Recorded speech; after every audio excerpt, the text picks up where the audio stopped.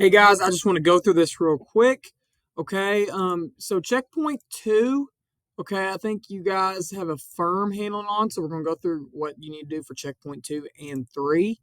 Okay, checkpoint two, you are just in this first part, like what sources did you have? So you're gonna tell me what source you did in the group work, or if you weren't here, what sources you looked at on your own.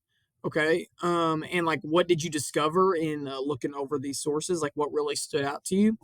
This next question, this is a more like overall of all the sources. Okay, so what really stuck out to you after reading through all these sources about, the options the United States pursued, the defense of the United States dropping the atomic bomb, and just in general the impacts of the atomic bomb on Hiroshima and Nagasaki on the Japanese people. Additional research, this part right here. Okay, so like maybe like there's something additional that you want to look up that was not in the sources. Maybe you want to look at some of the pictures. Maybe you want to look at some of the science behind the atomic bomb. You will have the opportunity to add some extra details in your final product. Discussion with classmates. Okay, so here's all you do here. Okay, you're going to talk with the people in your group. Now, if you are not here, it can be anybody in the junior class, senior class, whatever, anybody who has me this year for U.S. history. And you just put their name, their stance on the atomic bomb, and then their reasoning behind their opinion. Okay, their reasoning behind their opinion. Okay, in other words, like why are they thinking the way that they do? And it can be as simple as Joe thinks that we should drop both bombs, and Joe thinks that because intelligence showed that the Japanese were like ready to meet the invasion. It was going to be a lot of casualties. Plenty of information. That's all you got to have. Okay. So checkpoint two won't take you guys too much longer. Checkpoint three will take you guys a little bit longer. Okay. Because the reason why is because this is like your pre-writing. Okay. And right here it says it's due Tuesday. I'm gonna give you an extension to Wednesday, March 29th. Okay, but that's in Google Classroom and that's in Remind. Your topic sentence. So you're gonna go ahead and write the topic sentence. This will be like the first sentence of your essay, and you are asserting your belief on the atomic bomb. And here's what I put.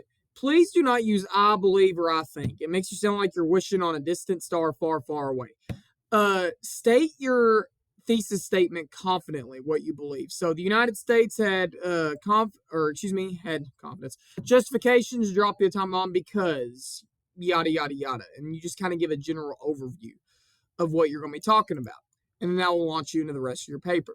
What is your reasoning in thinking this? Obviously, you're going to expand much more on this in your final product, but I just kind of want to gauge where you guys are at thinking wise. Is like, why do you have this belief? What are your reasons in having your opinion? Okay. So that's just has to be like two sentences. Evidence from sources. Okay. Now listen, before you really worry, I totally forgot to take that out. Before you totally worry, okay, here's all you got to do.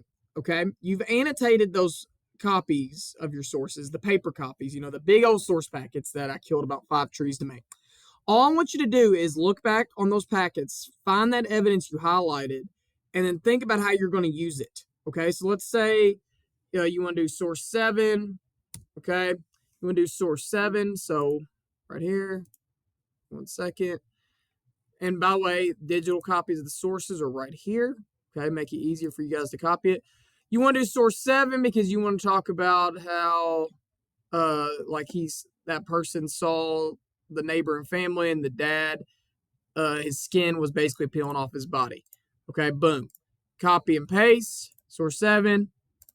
And then all you got to do here is you got to tell me how are you going to use this evidence in your argument. All you would have to do here is just tell me, like, I'm going to use this to show the negative impacts that the bomb had on the Japanese people. If your argument is that we shouldn't drop both bombs, you're picking the evidence that will fit your argument, obviously. Okay, so like if you're mainly focused on like the idea that we should not have dropped the bombs, you don't want to really include evidence that you will use like about like the warning, about how we warned them, or about how it may prevent future wars. You don't want to include any of that because that goes against your very argument. Okay. Lastly, counterclaim and rebuttal. We are going to go through this in class, but here's the definition and the example here that we went through in class here as well. So the difference between a claim and a counterclaim and rebuttal is this. A claim is your main point. Okay. A counterclaim, you kind of have to step into the other side of the argument. You have to think, okay, what is the other person argue? What is the other person likely to argue? In other words, if I am against both bombs, okay, if I'm against both bombs, then what is somebody who is for both bombs? What would they likely argue? You kind of have to think about it from their perspective. But then your rebuttal is your response, okay? Is your response to that counterclaim. So I have an example down here for you guys. It's not an atomic bomb example, but it's just like an argumentative example. Schools should not block students from accessing YouTube at school. That's your like the thesis. That's like the topic sentence, right? Although sites like YouTube can sometimes distract students from the task at hand during class, this is the counterclaim. Okay, this is what the other side of the argument is going to argue.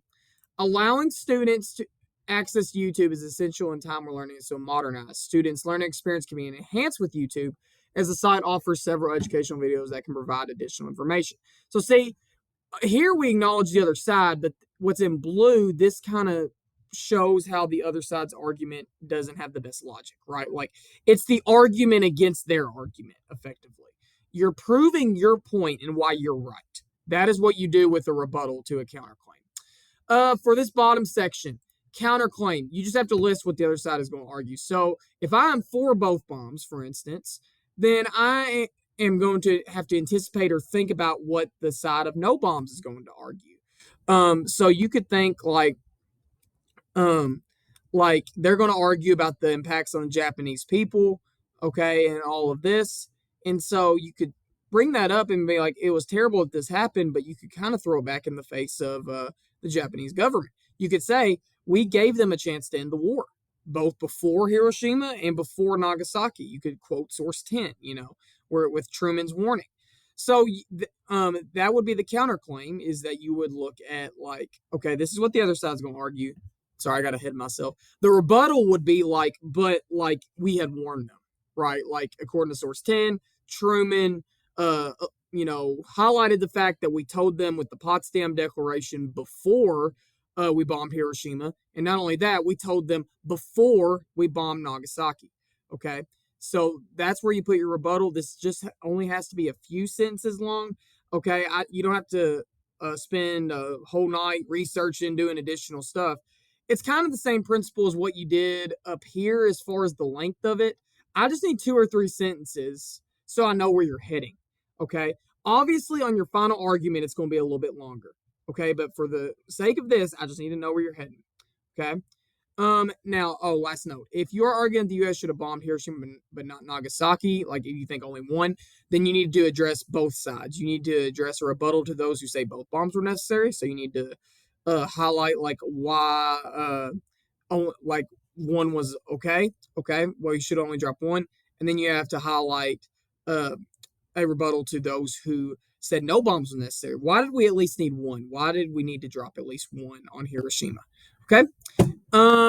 Last thing, and I'm trying to keep this video as short as possible. So I've dropped a couple of examples. This is an example of checkpoint 2 that you can look over. Okay, this received a score of 20 out of 20 points. This is not, this example is a good example because it shows you what I want. I just want you to cover the main ideas, okay, of what you've went through so far. Okay, this is meant to be a participation / feedback checkpoint. So if you do it and you go into detail, you get the 20 points, but you must turn it in on time. All right. I've not added an example of the third one yet, but I am about to. Okay. The annotated copy of primary sources. I've done this before. Sorry, my 4th block's about to come in here. Hi, if you're in 4th block B-Day and you're watching this video. But anyway, I did the same thing with this that I've done with some of y'all's other sources. In case you missed something in class or you want to hear this day, okay, I highlighted some of the big evidence you can focus on, and I kind of gave you, in the comments, I kind of gave you guys a gist of what each source was about. So if you need to review that, you guys know how I've done this in the past, then you can do so, okay? That will help you if you need that additional assistance, or you just weren't here that day and you want some additional information. As far as secondary sources go, if you guys need anything from sources 1 through 4, please come and see me and I will get you that information. I just want y'all's arguments to be as good as possible.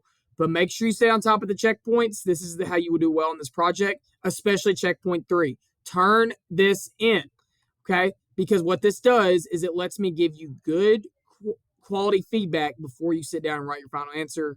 You can get your final answer right and get as many points as possible. Let me know if you have any questions, and have a great day.